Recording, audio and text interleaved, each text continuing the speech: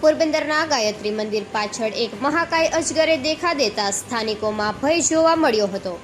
આથી રેસ્ક્યુઅરો દ્વારા તેનું રેસ્ક્યુ કરી વન વિભાગને સોંપવામાં આવ્યો હતો. પોરબંદરમાં હાલ અજગર અને સાપ નીકળવાના બનાવ વધી રહ્યા છે. ત્યારે ગાયત્રી મંદિર પાછળના ભાગે રાત્રિના સમયે મહાકાય અજગરે દેખા દેતા સ્થાનિકોમાં ભારે ભય જોવા મળ્યો હતો અને આ અંગે રેસ્ક્યુઅર હિરેન બામણિયા અને હિતેશ રણમલ ડાકીને જાણ કરતા રાત્રે જ બંને સ્થળ પર દોડી ગયા હતા.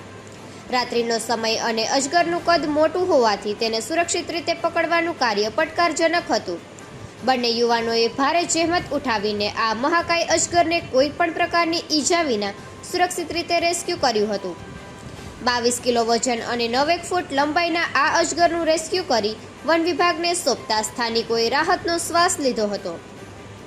વન વિભાગ દ્વારા આ ઇન્ડિયન રોક પાયથનની તબીબી તપાસ કર્યા બાદ તેને તેના કુદરતી રહેઠાણ એવા જંગલ વિસ્તારમાં સુરક્ષિત રીતે મુક્ત કરી દેવામાં આવશે.